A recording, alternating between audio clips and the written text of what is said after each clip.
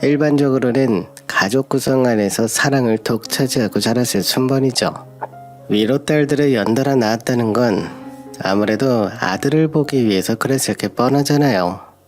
근데 저희 시댁 분위기는 참 이상했어요. 솔직한 마음으로 아무리 아픈 손가락이 따로 있다지만 그렇게 자기 자신을 자식에게 투영해서 집착해도 되는 걸까요? 우리 어머니는 본인의 큰딸, 장녀인 우리 큰 신우에게 그렇게 지독한 집착을 하신답니다. 저와 남편은 동갑이고 우리 큰 신우는 8살 위에요. 그 2살 아래 둘째 신우가 있고 아무튼 나이 차이가 제법 있는 편이에요. 처음에는 손윗사람이고 터울이 있으니 큰 신우를 감싸는 줄 알았어요. 처음 이광경을 이상하게 느꼈던 건 결혼하기 전 인사를 갔을 때랍니다. 보통 가족 소개를 하고 약간은 자기 자식에 대한 자부심을 뽐내는 타이밍이 있잖아요. 전 당연히 아들 얘기가 나오겠거니 했는데 그날 내내 거만한 얼굴로 앉아있던 큰 신우에 대한 자랑을 마구 하시는 거예요. 자고로 아빠들이 그렇게 딸을 사랑하니 당연히 시아버지가 그러실 줄 알았는데 어머니가 아주 얼굴이 뻘개져서는 칭찬을 하시더라고요. 우리 수진이는 말이다. 하여간 엄청 좋은 학교 나오고 지금 회사도 짱짱한 데 다니고 있어. 내가 수진이 낳을 때만 해도 세상이 그렇게 녹록지가 않았다니까. 어디 기집애를 낳았냐고 여전히 타박질을 해대던 때였다고. 그때 우리 시댁 어르신들이나 얘네 아빠나 우리 수진이 같은 애가 집에 기둥 역할을 할 줄 누가 알았겠니? 이제서 얘 진가를 알아보고 다들 입을 닫고 있는 거야.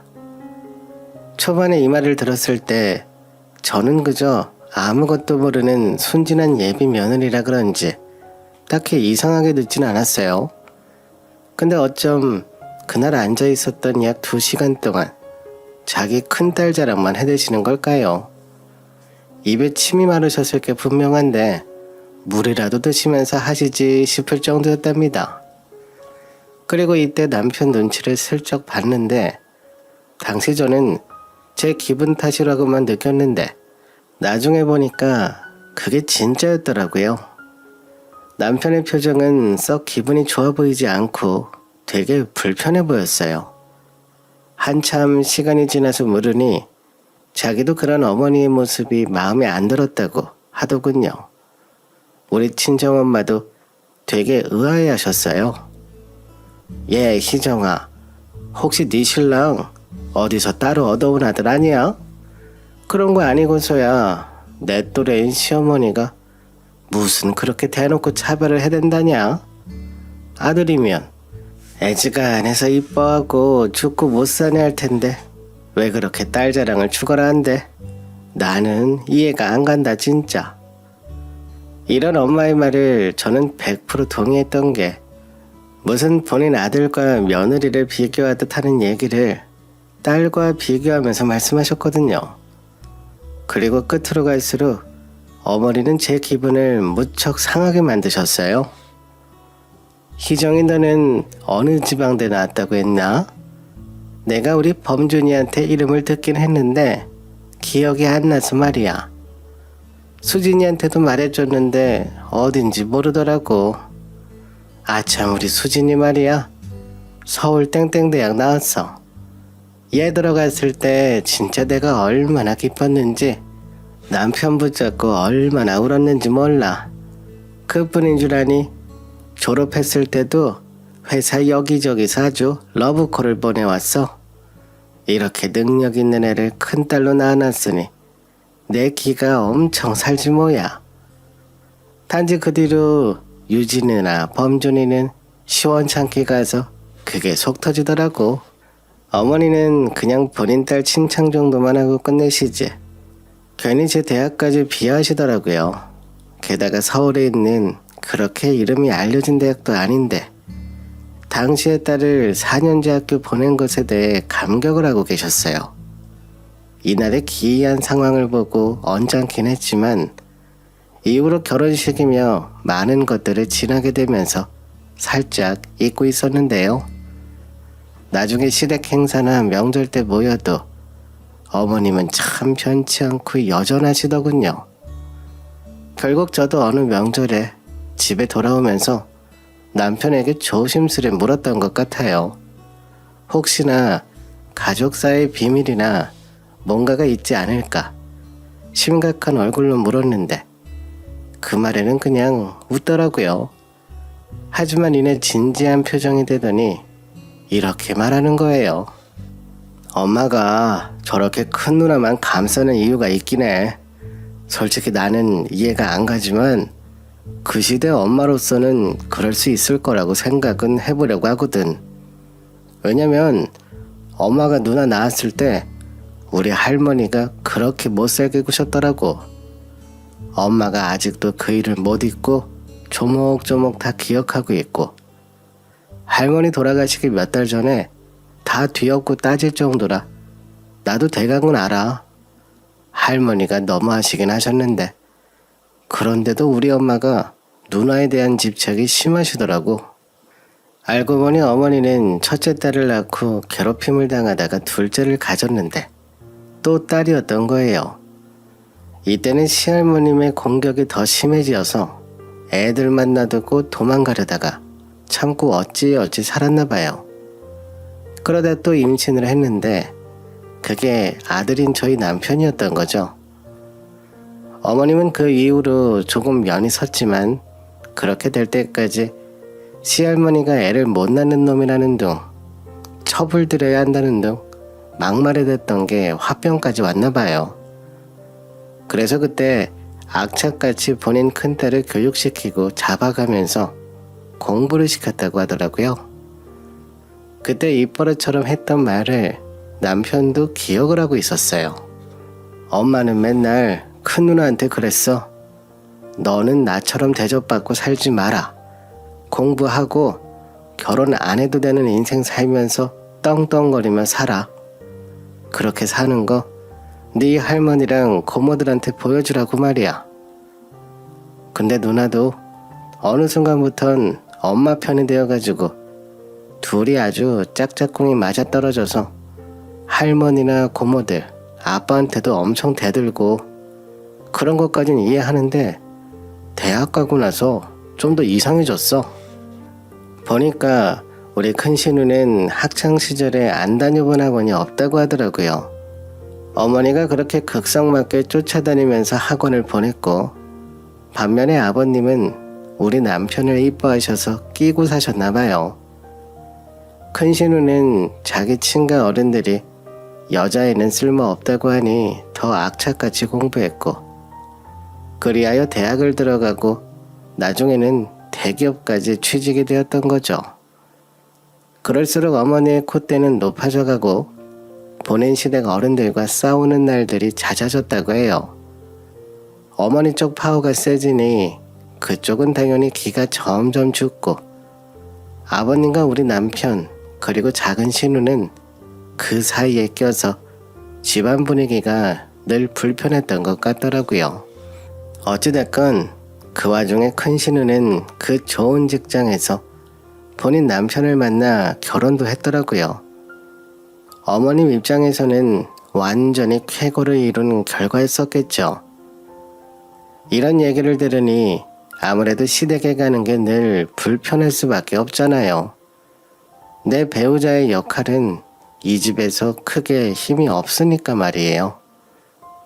그나마 아버님은 아들을 이뻐하셔서 그런지 저희에게 잘 대해주셨고 명절에는 이런 말씀도 하셨답니다. 그 뒤에 시퍼렇게 날이 서 있는 큰 신우와 어머니의 표정이 너무 무서웠지만 말이에요. 집안 대소사는 결국 며느리가 다 결정하는 거야.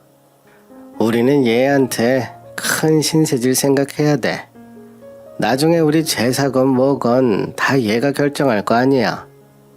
아들 며느리한테 잘해줘야 한다고. 딸들은 어차피 남의 집 가면 끝이니까.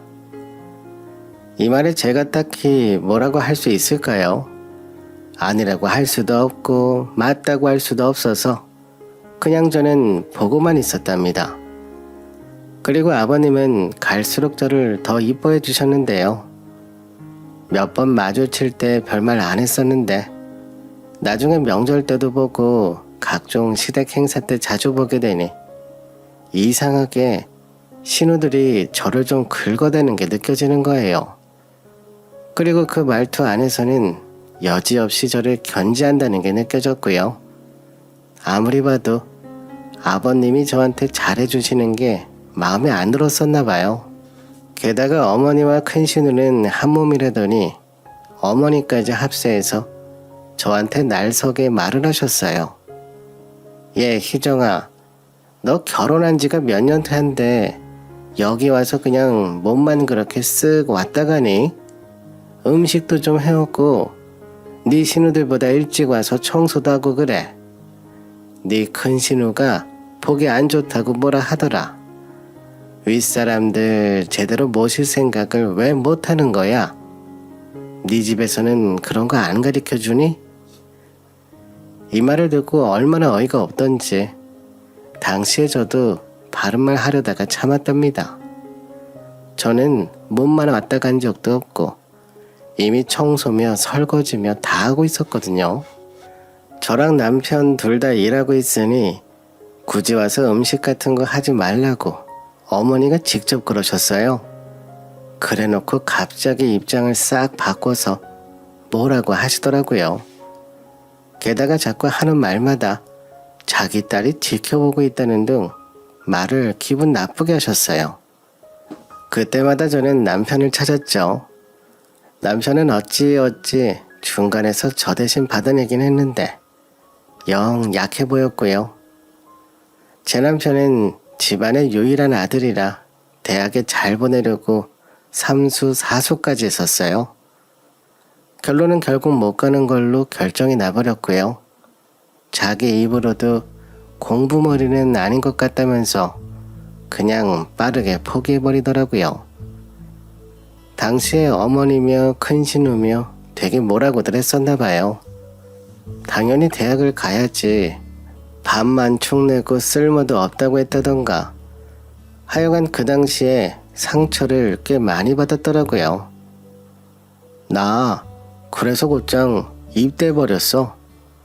엄마랑 큰 누나 꼴 보기 싫어서 말이야. 그나마 작은 누나가 면회 한번 와주고 편지 2번 보내주더라. 따지고 보면 작은 누나가 제일 불쌍해.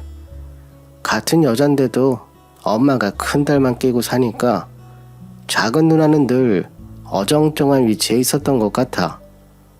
그래서 내 입장도 알아줬던 것 같고 말이야. 결국 어찌어찌 제대를 했던 남편은 바로 부동산 공부를 시작했다고 하더라고요. 저는 타고나길 그닥 공부머리가 없는 편이었고 집에서는 그런 걸로 스트레스를 주지 않았어요. 그런데도 제가 가고 싶어서 지방대도 갔고 아빠가 운영하시는 공인중개사 사무실에서 일하고 있었답니다. 아빠는 우리 집 딸들 중 누구라도 부동산 공부는 한 명은 해야 한다고 하셨거든요.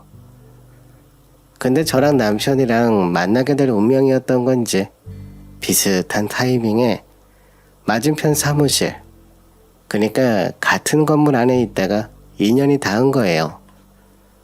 그러니 우리 아빠는 맞은편 사무실에 젊은 청년을 저와 함께 주시하고 계셨고 꽤 좋은 인상을 갖고 계셨어요. 우리가 연애하고 결혼한다고 할 때도 전혀 불만 없이 그대로 밀어주셨답니다. 큰 신우랑 큰 소리가 오가는 중에 남편이 뜯어 말렸는데 그렇다 쳐도 그냥 나이살 차이 나는 누나가 꽤 어려웠던 모양이에요. 뭔가 시원스럽게 반박하지도 못하고 그저 화난 저만 달래면서 데리고 나가더라고요. 그래서 얼마간 시댁에 안 갔어요. 당시 남편도 맡은 일이 있어서 바빴고 알게 모르게 자기도 그날 일이 스트레스였던 것 같더라고요. 굳이 저보고 가자 소리를 하지 않기에 조용조용 시간을 흘려보냈답니다. 헌데 그렇게 해서 서서히 멀어지면 좋으련만 또 시댁에 우리를 붙들어주는 계기가 발생하고 말았어요. 사실 이렇게 묶을 일은 아니고 안타까운 일이긴 하지만 궁극적으로 이 상황 때문에 우리가 다시 발목 잡히게 되었거든요. 저희 아버님이 세상을 떠나셨거든요. 연세가 많으신 편이었고 어머니와도 나이 차이가 있으시고 지병도 있어 예상은 했던 일이었어요. 그래도 늘 우리에게 잘해주셨던 분이고 헤어짐은 언제나 슬프고 아쉬운 것 같아요. 남편도 같은 남자로서 아버지에게 받았던 정이 있어 유독 허전함을 느끼는 듯 했답니다. 아버님 돌아가신 지 얼마 안 돼요. 어머니와 큰신우가 아주 기다렸다는 듯 마치 신데렐라의 계모와 언니들처럼 우리를 벼르고 있더라고요. 그간 막내 아들 무시는 무시대로 해왔던 주제에 갑자기 하나밖에 없는 남자 역할을 하라는 거예요. 결국 이들이 전하고 싶은 결론은 갑작스레 아버님 제사를 이제 시작하자더군요. 솔직히 저는 너무 생뚱맞게 들리기도 했고 어디까지나 우리를 괴롭히라는 것으로밖엔 안 보였어요. 왜냐면 어머님 본인이 제사를 없애버리셨거든요. 그렇게 화를 내가며 우리 앞에서 아버님이랑 날뛰면서 싸우셨단 말이죠. 저도 이쯤 되니 우리가 다 독박 써야 할 것 같아서 못 참고 말을 해버렸어요. 어머니, 전에 제사 안 지낸다고 아버님과 엄청 다투시고 없애셨잖아요. 그런데 제사라뇨. 예행 연습으로 차례를 지내자고 하시는데 전 이게 다 무슨 말인지 모르겠어요. 이걸 오롯이 저랑 남편 둘이서 다 하라니 왜 일이 이렇게 된 거예요? 어머니는 제가 하는 말에는 대답도 제대로 안 하고 자꾸 웅얼웅얼 얼버무리시더라고요. 이런 태도가 저를 더 화나게 만들었어요. 아이 참, 그때야 그랬고 이건 이거지. 사람 마음이 이렇게 생각했다가 저렇게 생각할 수도 있는 거지. 넌 뭐 생각한 거 다 지키면서 사니? 그리고 봐라. 너 지금 나한테 대드는 거야? 하나밖에 없는 아들네 시집 왔으면 그간에 진즉 이런 거 안 시킨 거 고마워할 줄 모르네. 네가 할 만한 도리라서 시키는 건데 내가 며느리 눈치까지 봐가며 남편 제사상도 손수 차려야겠어? 뭐 제사 한번 하면 당장 내일 숨이라도 끊어지니? 왜 그렇게 말끝마다 순종할 줄 모르고 자꾸 반항이야 너는. 이처럼 전혀 말이 안 되는 말을 갖고 자꾸 빙빙 돌려대시는데 도통 대화가 통하지 않았어요. 전 너무 머리가 아프고 짜증이 났던 게 이때 우리 부부에 있어서도 몹시 중요한 시기였거든요. 신혼집을 아주 조그마한 데서 소박하게 시작했는데 나중에 둘이 알고 있는 지식을 최대한 활용해서 열심히 뛰어다녔어요. 재테크 공부 끊임없이 하고 실제로 손해도 보고 둘이 임장 다니고 그거 갖고 싸우기도 하고 친정에서 도와주신다고 해서 이사 갈 곳을 찾고 있었는데 갑자기 제사 소리를 하시는 겁니다. 명절날 복잡하게 뭔가 할 거란 생각은 전혀 없었고 그냥 아파트 얻은 기념으로 식사 한 끼 정도 외식으로 대접할 생각이었거든요. 그런데 대뜸 차례상을 저희 보고 차리라니 성질이 머리 끝까지 나지 뭐예요. 남편도 이 부분에 골머리를 썩는 것 같더니 저기 희정아, 눈 닦았고 이번 한 번만 하자. 그 뒤는 내가 좀 어떻게든 알아서 해볼게. 말 나온 거 한 번은 우리가 치르고 그 다음은 뭐 누나네한테 미루던지 좀 방법을 찾아보자. 그리하여 명절에 남편과 시댁에 방문했고 인터넷으로 대충 숙지해둔 차례상 차리기를 떠올려가며 열심히 준비를 했답니다. 그런데 말이에요. 이날 마주했던 큰 신우와 어머니, 그리고 특별히 죄 지은 건 없던 작은 신우까지 되게 얄밉게 보여지더라고요. 우리가 힘들게 다 차려놓은 차례상 앞에 그냥 몸만 움직여온 게 다면서 대접만 받으려 들더군요. 무슨 걸신 들린 사람처럼 계속해서 먹기만 하고 누워서 핸드폰이나 보고 TV나 틀고 말이에요. 심지어 평소 안 그러던 작은 신우까지 눈치 없이 저를 시켜대는 거예요. 야, 옳게. 나 아까 먹었던 식혜 좀 남는 거 있으면 줘라. 소화가 안 되는 것 같아. 혹시 여유 있으면 나 그거 집에 싸가도 돼? 맛있어서 우리 애들 주려고. 이러면서 음식 준비해온 우리가 챙겨갈 것도 없이 싸그리 다 챙겨가려는 거예요. 그나마 작은 신우는 단순하게 식탐만 부렸으니 다행이라고 봐야 할까요?